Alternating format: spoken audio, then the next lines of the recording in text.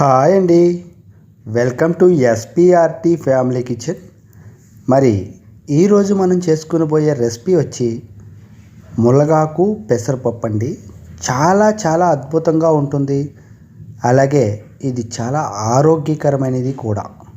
మరి ఎంత కమ్మగా ఉంటుందంటే అది చేసి తింటేనే అంత తెలుస్తుంది, కానీ చూస్తే తెలియదు. ఒక్కసారి ఎలా చేయాలో చూపిస్తాం. ముందుగా కుక్కర్ తీసుకొని శుభ్రంగా ఒక 2-3 సార్లు వాష్ చేసుకున్న లేత మునగాకుని తీసుకొని ఈ మునగాకుని కుక్కర్లో వేయండి. వాటర్ లేకుండా వేసిన తర్వాత దీంట్లో 1 కప్పు పెసరపప్పు, అంటే ఒక 100 గ్రాములు 150 గ్రాములు పెసరపప్పు కూడా వేసి మరొక్కసారి బాగా వాష్ చేసి నీటినంతా కూడా వార్చి పక్కకు పెట్టండి. దీంట్లో ఒక 2-3 పచ్చిమిరపకాయలు డైరెక్ట్గా వేయండి కడిగేసి. ఆ తర్వాత కొద్దిగా పసుపు వేయండి. అలాగే కల్లుప్పు అయినా పర్లేదు, సాల్ట్ అయినా పర్లేదు కూడా, అది కూడా వేసేసి తర్వాత కొద్దిగా వాటర్ వేయండి. అంటే మనకి కొద్దిగా వాటర్ వేస్తే అది మునగాకులో ఆల్రెడీ వాటర్ క్వాంటిటీ ఉంటుంది. టమాటా వేసుకుంటే వేసుకోవచ్చు, లేకపోతే లేదు. మూత పెట్టి కరెక్ట్గా 3 విజిల్స్ అంటే 3 విజిల్స్ రానియండి.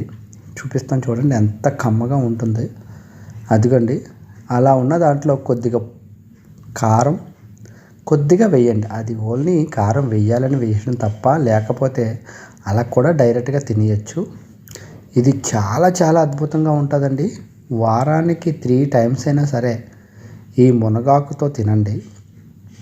బయట మనం మార్కెట్లో ఎక్కడెక్కడో తిరిగేదానికంటే మన ఇంటి పక్కనే ఇంట్లో దొడ్లోనే ఉండే ఈ మునగాకుతో కర్రీ చేసుకొని చపాతీలోకి, పుల్కాల్లోకి, వేడివేడి అన్నంలోకి, అలాగే లంచ్ బాక్స్లోకి కూడా చాలా బాగుంటుంది. అలాగే ముందుగా మన ఛానల్ ఎవరైనా చూస్తున్నట్లయితే మన ఛానల్ని కొద్దిగా సబ్స్క్రైబ్ చేయండి, సపోర్ట్ చేయండి. కొంచెం కారం తక్కువైంది, కారం వేసుకొని మరి కొద్దిగా వాటర్ వేసుకొని మరొక్కసారి బాగా మెదపండి.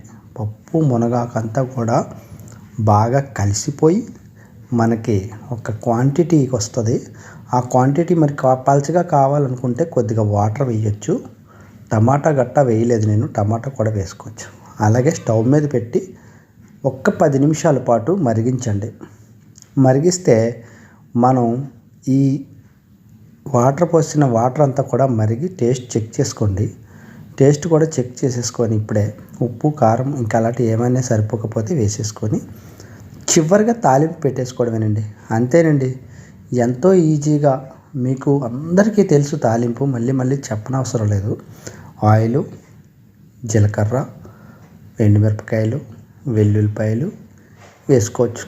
చివరిగా ఇంగు పౌడర్ని కూడా వేసి దించే ముందు ఒక్కసారి వేసుకొని ఈ పప్పునంతా కూడా అందులోకి ట్రాన్స్ఫర్ చేసుకుంటే వేడి కమ్మని, ఎటువంటి అనారోగ్యం కానీ చేయనటువంటి ఈ మునగాకు పప్పుని మనం తింటే వారానికి 3 టైమ్స్ చాలా చాలా మంచిది. అందరికీ ధన్యవాదాలు. అంతే, దీన్ని మీరు లంచ్ బాక్స్లో, టిఫిన్స్లో, ఇంకా చపాతీ పుల్కాలో కూడా ఉపయోగించుకొని తింటే ఇంకా మంచిది. మీరు ఒక్కసారి ట్రై చేస్తారని ఆశిస్తూ